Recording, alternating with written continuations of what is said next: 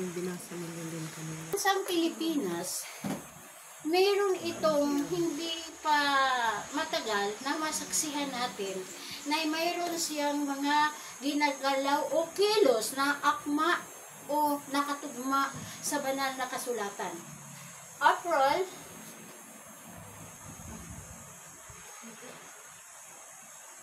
7, 1978. Ang tanong, kung ano ang connection sa banal na kasulatan. Sinabi na ang 10 sungay o hari naghahari sa loob ng 41 years, 8 months, and 40 days. Ano po ang kaugnayan sa April 7, 1978 na ito po'y matutupad? Dahil nakasulat ang plano ng Panginoong Diyos, isang araw ng Diyos, 1,000 taon sa tao. Okay? Now, in 1973, December 31, isa sa 10 sa Pangulo ay makatapos sana. Pero, hindi ito nagkakataon dahil ang pinili sa mga tao, yes or no. Kaya hindi natuloy. So, 1970, December 31. Now, kukunin natin ang 1974, January. Wala pang pizza. Kasi, ano siya hindi pa nakali sa 12. So, wala pa siyang pizza. Nadiretso ko yata. Kukunin! Kalitin ko pala. Mayroon akong nakalitan. Nakalitaan. Sinabi, walang review. Sinabi, ng 1 oras ng Panginoong Diyos, 41 years, 8 months, and 14 days. Okay? So, samantala, ang pinagharian sa 10 hari sa Pilipinas ay nakatapos lamang ng 40 years, 11 months, and 4 days. Minus 10. 9. So, walang magtanong. Diretso ako. Alam ko, marunong kayo dyan.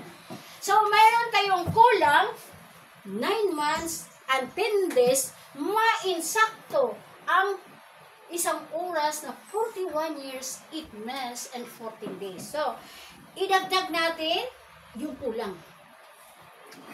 9, 10.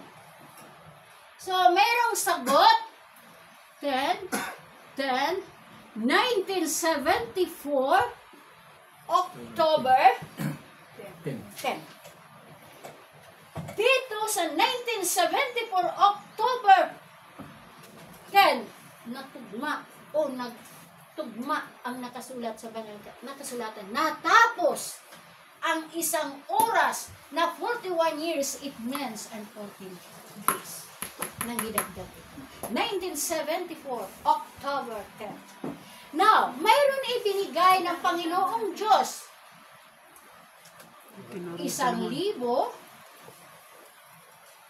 1,000, 1,260. So, This. sa madaling salita, 0, 0, 0. 0 pa. sa madaling Lakihan mo naman. Napaka. alam na ninyo yun. Ay, hindi. Kasi, Kayo, hindi. pero ako po yung magsusulat doon, lalakihan ko. Alam mo, master kayo doon. Kahit na di ko isusulat din, nasa utak na ninyo. Nag-una pa nga kayo So, 1,260 sa madaling salita, 3 years and a half. Okay. Now, ang gagawin natin, so, 1975, October 10, kunin natin, 1974, October 10, at kukunin natin ang next, 1975, January 1. So the answer is Malapit sa yan. 1. Mayroon. So, the answer is... Walang pizza ba? Walang pizza ba? Kaya magano ng batas, 25 walang pizza. January 1. Tingnan yan. So, walang pizza. Okay, walang pizza. So, ibig sabihin, ang answer ay 2 years and 22 days.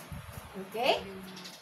So, yung mga baguhan na hindi pa alam, mamaya magtanong kayo, meron naman Explain. kayong ama ng Region 4. Ay, explain mo! Yes! Pag di ko kaya, meron naman. Explain. Diba? Nagpapasalamat ako. Thanks sa support. O yan. So, 2 years and 22 days. Mamaya na kayo magtanong, ha? So, ang 2 years and 22 days, kukunin natin yun. Ito, binigay ng Diyos na 3 years, 3 months, pizza. So, kunin natin, okay ba? Di ba ako mali? Tama yan. 2 years Sa kabila. and 22. Hindi 2 years, 2 months and 22 days. Ikaw nga dito. Di ba ikaw magkakawin dito? Wala naman silang anak. Okay, so 2 years and 22 days. Mayroong answer 8. 5 na. 3 and 3 months. Okay, the answer is 3 months, 3 years, 3 months, and 8 days. Now, mayroong given year.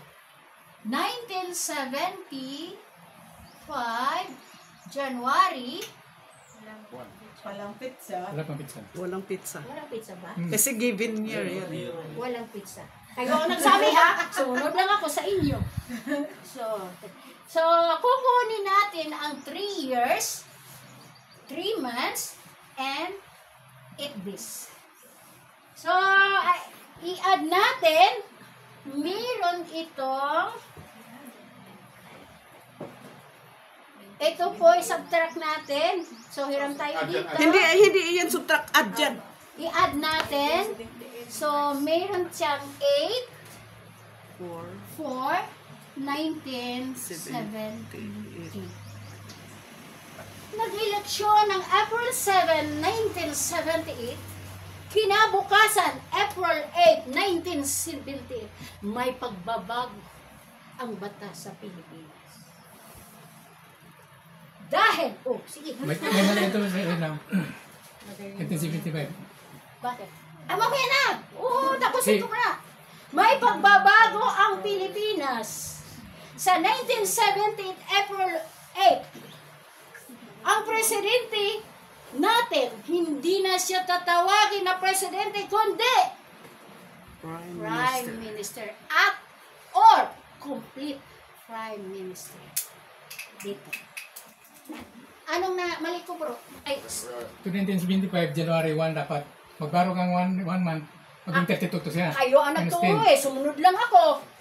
Kayo ang nagturo, Oo sumunod nga, lang one. ako.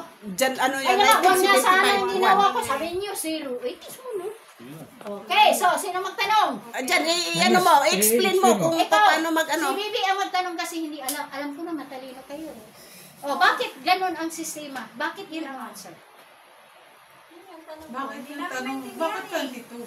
Nagbaro 1 month na balik 31 days. Kaya mo nga paniwala. Saya mo siya, huwag mo nunahan. Oh! Dito tayo muna. Wala. 14, subtract natin, di 10. Hiram tayo ng isang taon. Isang taon. Sa 41. Ilan pa ang ano sa isang taon? Hiram tayo Ilang ng buwan? isang buwan.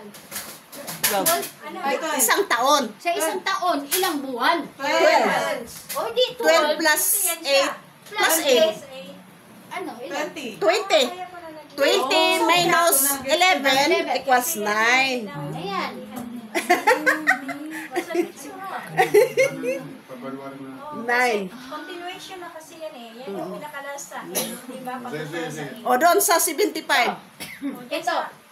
Hindi, okay lang yan. Yun Sa ano, sa 75 at saka 74. Diyan. 1975. January 1. Saan mo nakuha? Bakit na 1 ka? Kasi hiram tayo dito ng 1 month. 30. 31. Hmm. Ano? Plus 1. So, 31 Plus 1. plus 1, 32. 32. Minus 10. So, minus 10. Very good, very good. 22 na. Diba? Tama. Tapos, 0 na ito. Tama na yun, sir. So, hiram na naman tayo dito ng Isang taon. isang taon. Ilan? 12. 12 minus 10. 10. Equals 2. 2. 2 months and 22 days. Okay, so alam na ninyo. Dito, June. June, ilan? Ilan mga araw sa June? 30. 30 minus 22. 8. So, laging 5 na ito. 5. 3. Oh, Correct tapos yan. na. Tapos, alin pa? Wala na. Tapos na. Correct na. So, mga kapatid, mga kaibigan. So, naintindihan ba ninyo yung aking paliwanag ngayon? Naintindihan na ngayon. Kung naintindihan ninyo, pwede na kayo tatayo dito at ako na po ang uupo. Maraming salamat po sa inyo po lahat.